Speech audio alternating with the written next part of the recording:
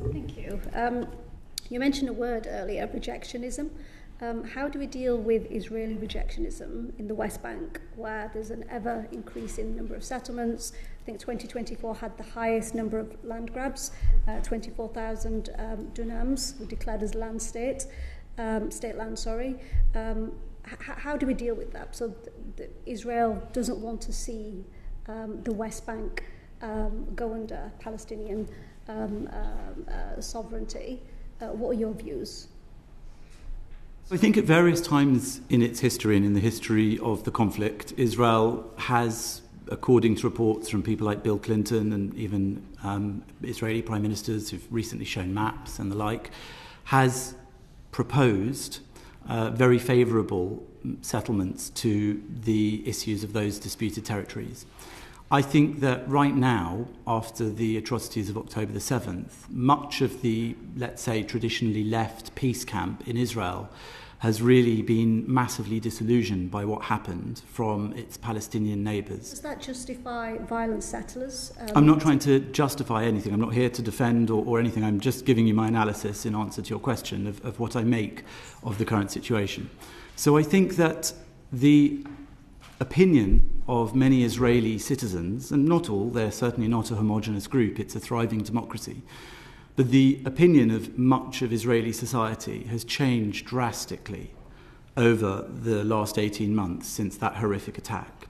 And I think that many who were of the tendency to try to give land in return for peace have found themselves disillusioned again and again over time. And so I suspect that the prospect of trying to convince Israeli people, as well as many Israeli politicians, that land concessions will stop the continued threat, which is very manifest, as we saw on October the 7th and before and after it, I think that it will be very difficult to convince them of that. So what I would suggest is that if that is one's aim and agenda, especially as allied countries, for example, the UK, it would be a really good idea and a strong idea to try to convince Israel. We often talk about confidence building in the actions that states take towards the conflict between the Israelis and the Palestinian Arabs.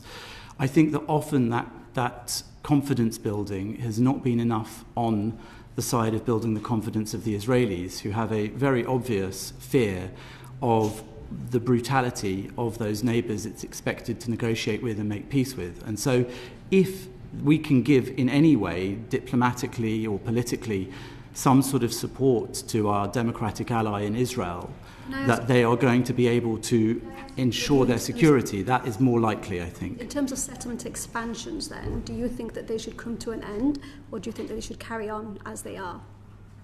Well, I think the issues of the disputed territories in Judea and Samaria, the West Bank, it's a live issue that has always been part of the negotiations when they've been able to take place between the two sides. I think that there are obviously many good arguments for them to stop. I think there are many good arguments as well in part of negotiations that have been tried and tested by both sides, and they've always been rejected by the Palestinians in negotiations ultimately. In fact, it was Bill Clinton who recently said that in a public address, that the option offered by him 25 years ago was so favourable that it's extraordinary that anyone should think it should remain today after the complete rejection of it. Thank you. Do you think our government should do more to prevent the expansion of settlements? I think our government should very much focus on the cause that might be behind Israeli actions, as I said, which is to build confidence on their part that their security won't be overlooked. So a lot of the issue to do with the territories in the West Bank... So if there's I'll tell you. A lot of the issues to do with territory in that region is to do with security and safety. So obviously Israel is a very tiny country, and at its minimum waste there, should there be, let's say, a surrender of all of those disputed territories, it would mean that the kind of attack that we saw take place, the brutal Palestinian terrorist attack from Gaza that we saw take place on October the 7th, could actually take place on Israel's major cities in central Israel as well, from those putative Palestinian territories. And that is, I think, one of the reasons why the popularity of negotiating over those territories and Israel giving them away is one that has really waned in popularity in Israeli society, because there is a very justifiable fear that should those pieces of land be given over to people who have still not de-radicalized or decided to stop waging an exterminative war on the State of Israel, there is an increased danger there. Is your view everybody who lives in the West Bank, Palestinians that live there, potentially at risk of radicalisation and that can never sort of... Well, I know that you've had written evidence from Impact SE about the Palestinian educational curriculum. So I know that you'll be familiar, if you've read that, with the incitement and the sorts of claims that are taught to children from a very young age. Indeed, Palestinian television broadcasts as well, whether it's been the sermons from Fatah mosques in the West Bank, Judea and Samaria, or whether it has been Gaza. We've done better than that. Nearly everybody on this committee has had the benefit of being able to visit the area, the disputed area, as you call it, and be able to meet people and to talk to them and to work out for ourselves whether or not they have been radicalised or can potentially be radicalised. And I think that's, it's important, of course, for parliamentarians to visit the area so that they can reach their own conclusions on that matter.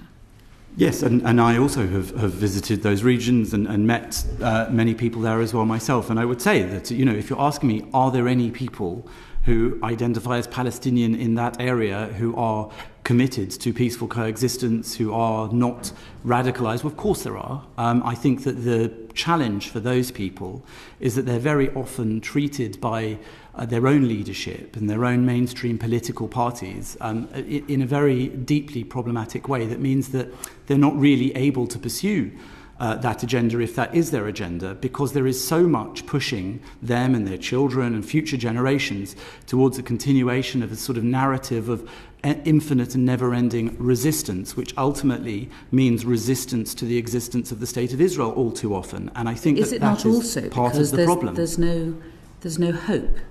But there's been hope many times. But at the moment, and for the past few decades, if you were a Palestinian living on the West Bank or in East Jerusalem or in Gaza, you would think there was no hope. There was no possibility of you being able to have equal rights with Israelis or to have your own state. And that is the day-to-day existence of Palestinians. There's certainly those that we have met. Well, I agree with you that if there are Palestinians who you've met and who I've met who are committed to peaceful coexistence with Israelis and foresee a situation in the future where the conflict is ended and they can coexist side by side with a Jewish Israeli state, then it's absolutely a massive tragedy that they haven't got political leadership which has managed to manifest that with the State of Israel, which has made peace with other Arab neighbours, which has made accords with other Arab countries in order to prove and just to benefit from the results of those accords and agreements. There is definitely within the Israeli population's desires the desire for all this to end. But I think that anybody that saw what happened on October the 7th can be very clear that the fantasy that tomorrow one can simply declare statehood of a people that literally invaded, raped, murdered and tortured, including civilians from Gaza, we all saw them. I think it is a fantasy at this stage, or at least in the eyes of many Israelis I speak to, both on the street and in politics, even those who dislike passionately this government and this Prime Minister in Israel. They still feel that fantasy is much, much further away. And I agree that creating hope on both sides is really the key to moving things forwards. But I would say that what has dashed hope, what has ruined hope, what has abandoned hope, what has killed hope for Israelis and for any Palestinians you've just described is the actions of those Palestinian terrorists who've said they would do it again and again and who are proving it, backed up by a jihadi, tyrannical, theocratic regime in the Islamic Republic of Iran who are still engaging in those activities, not just against Israel, but against this country. They kidnapped our sailors. They kidnapped Nazanin Zaghari Ratcliffe. They are attacking international trade. And this is a problem that all of the world, all of the West needs to unite behind. It's not just an issue anymore about Israel and Jews.